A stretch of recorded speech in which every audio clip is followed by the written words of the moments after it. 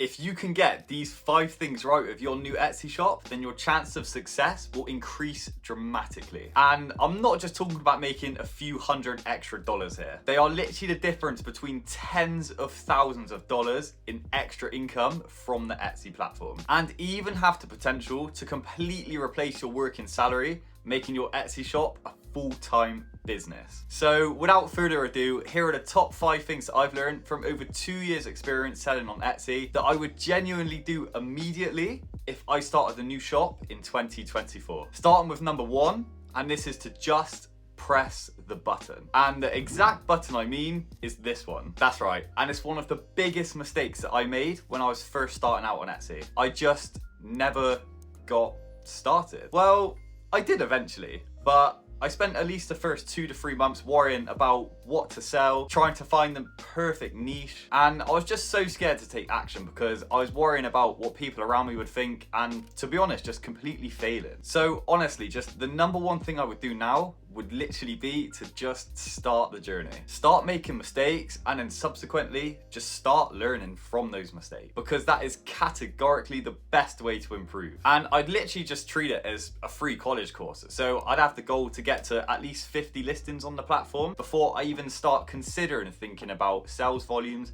or how much I'm making or how many clicks my products are actually even getting. So yeah, this is exactly what I would do first. And then secondly, once I've started a new shop and I've got some listings up, I'd put a considerable amount of time into making those listings clickable. Okay, so no click, no sell. It's literally as simple as that. And if you can get this right, then everything that you do on Etsy afterwards will have a much higher chance of success. I just cannot put it into words how important it is to have highly clickable thumbnail images. And in hindsight, this was something I personally overlooked massively when I started out my Etsy journey. But I've honestly found as soon as you increase the amount of time you're putting into your thumbnail images and actually making your listings more clickable, this also tends to be when you start getting a lot more visits to your shop and subsequently a lot more sales. And a really good trick I've learned over the years for this is to use a high contrasting background in order to make the product you're actually selling stand out so much more. And to find the best contrasting background colors, I recommend to just take a look at opposite colors in the color wheel. And you'll see here that the lighter colors contrast really well against the darker colors. So whatever color the product is that I'm gonna be selling on Etsy, I'd make sure that the background of the thumbnail image for that product is of a contrasting color, because I think this is just the best way to get the product that you're trying to sell to stick out on the busy Etsy home and search pages. Okay, so the next thing that I'd do that I've learned over time is incredibly important would be to call on my close network and friends. So when a new Etsy shop is opened, it's incredibly hard to get sales. And this is mainly because you have 0 sales history and 0 reviews. So shoppers tend to just take one look at your shop and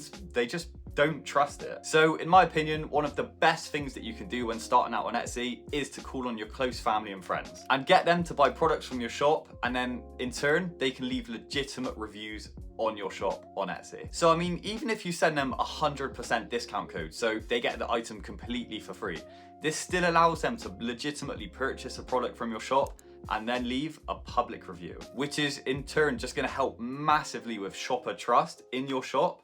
And of course, then that'll help to get your shop off the ground. And then following on from that, I'd also recommend to get as many people to just take a look and review your shop as you possibly can. And ideally, if you can get somebody to look at your shop that's got a proven sales history on Etsy, or they really know how to sell products online and make money online, then all the better. And just honestly, this is where I want to help you guys out personally. So I offered out my services to carry out in-depth shop reviews in a previous video, and honestly, you guys smashed it and the responses were just absolutely amazing. So once again, in this video, I'm going to open up another 20 slots to review your Etsy shops. And I'll be deep diving into everything from your shop appearance to listings, to backdoor SEO analysis, and literally everything you need to know to start making life-changing money on Etsy. So I'm really proud of what I've put together for this, and honestly, I just want to give you as much value as possible without anybody breaking the bank. So if you want to get your shop reviewed by me personally and get this full report on how to improve your shop, then just drop me a message on Instagram and I'd be more than happy to discuss from there. But yeah, moving on to the next thing I'd do as early as possible when starting out my new Etsy shop,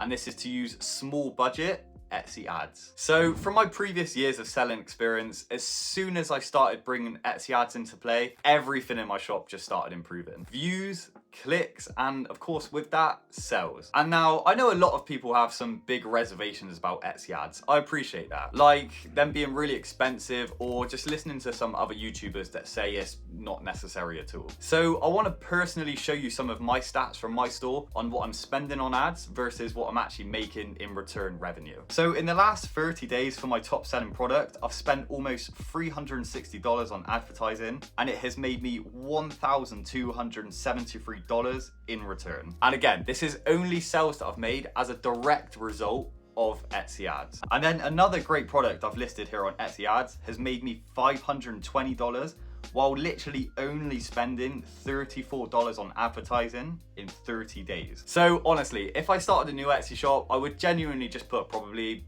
not too much, $2 to $4 a day of ad budget on just some small Etsy ads, advertising my best listings. So yeah, following on from that, next on the list is going to be to fine tune my SEO. So to be honest, I put this one last because although it is extremely important, I was actually already making pretty decent sales volumes before I even started looking into SEO at all. So I think you can have really good success without it, which is contrary to what I hear a lot of other YouTubers saying. But for my personal experience, it was just the truth. But nevertheless, if I did start a new Etsy shop in 2024, I would make sure that I am putting some serious time into finding the best high search and low competition keywords to use for my niche. And I'd make sure to do this through using an Etsy keyword research app. And you know, there's loads of these apps available everywhere online. The one that I personally use is Everbee. But you know, I would recommend to just try out a few different ones and just use whichever one you think is best for your specific circumstance. And you know, this is really just scratching the surface of SEO. But if you want to know a lot more about SEO and get a real in-depth breakdown, then I recommend to just check this video out here. But otherwise, thanks so much for watching, keep pushing, and amazing things will happen to both your business